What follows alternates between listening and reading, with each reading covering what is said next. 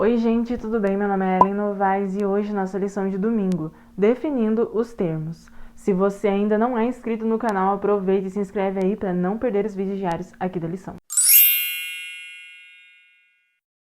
A ideia de gênero tem sido considerada uma construção social.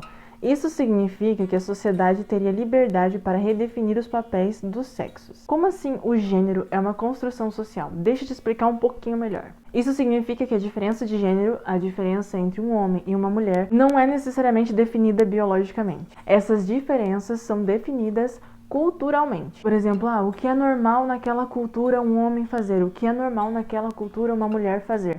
Por exemplo, é normal um homem jogar futebol, mas uma mulher jogar futebol não é visto assim como algo tão normal. É visto como algo meio estranho na cultura. A sociedade vê como algo meio estranho uma mulher jogar futebol. Apesar de não existir nada biologicamente que impeça a mulher de jogar futebol, entende? Esse foi só um exemplo que não é tão distante da nossa realidade, né? Então, partindo disso, a ideia de que o gênero é uma construção social, isso significa que a cultura, que a sociedade é que define o que um homem deve fazer e o que uma mulher deve fazer. O que é certo e o que é errado. A expectativa social de cada gênero.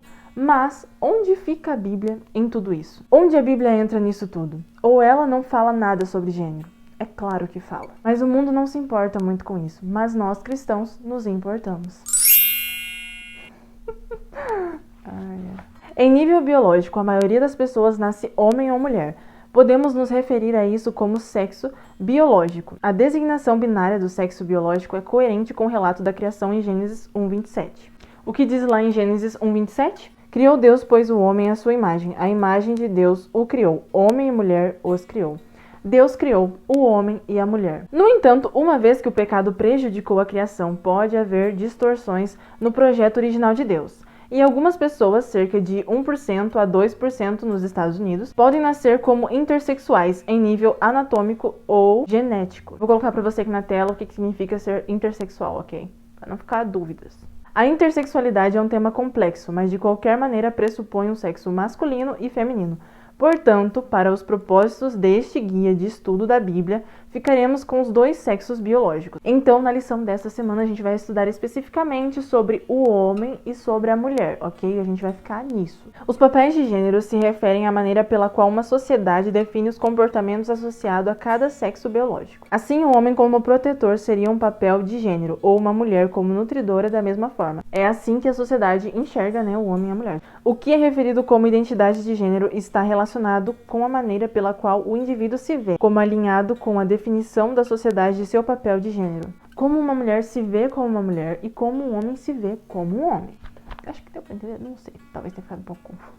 É tipo assim, o que faz você ser uma mulher e o que faz você ser um homem? Não só biologicamente, mas o papel de cada um. Já que definimos identidade de gênero como a forma pela qual alguém se relaciona com as definições de gênero que uma sociedade adotou, deixaremos de lado a discussão sobre identidade de gênero.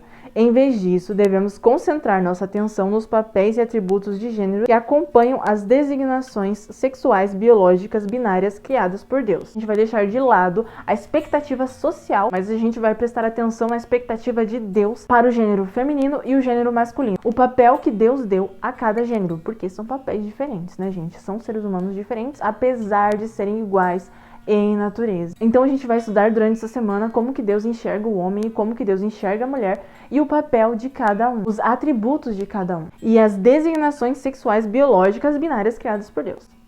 De cada um. Acho que deu pra entender, né? Que são diferentes. Mesmo assim, não pretendemos apresentar uma definição abrangente dos papéis de gênero nas escrituras, mas estabelecer uma base para reflexão e estudo adicionais. Isso significa que a gente vai te dar uma base, entendeu? Para que você possa entender algumas coisas. Então a gente não vai te dar a ideia completa do que é um homem, do que é uma mulher, do gênero e da Bíblia inteira de como é um homem e uma mulher, né? Claro, é bom que você estude sobre isso, mas a gente vai estudar sobre a base. E tendo a base, a gente consegue compreender algumas outras coisas que vêm chegando até nós. Algumas outras ideias, alguns pensamentos, a gente vai entender, não, mas a base não é assim. A base da Bíblia, do que a Bíblia diz pra mim sobre o homem e uma mulher, não é assim que diz, né? Você não vai cair aí em vãs sutilezas, em vãs filosofias. A gente precisa entender o bruto para entender alguns detalhes que vêm depois, entendeu? Na Bíblia, Deus apresenta os arquetipos do homem e da mulher, primeiramente para revelar seu próprio caráter, bem como fornecer princípios para guiar os cidadãos de seu reino. Vai ser um estudo bem legal durante essa semana, então aproveite e se inscreve aí para não perder, ok? Vamos orar? Querido Deus, amado Pai, obrigada pela lição de hoje. Obrigada por tudo que o Senhor tem para nos ensinar. Que possamos ter em mente, que possamos guardar na nossa mente aquilo que o Senhor nos ensina e que possamos praticar os seus ensinamentos. Obrigada por tudo, em nome de Jesus. Amém. E é isso, eu espero você na lição de amanhã, a lição de segunda-feira. Aproveita, deixa seu like, compartilha esse vídeo, não se esquece de se inscrever aqui no canal.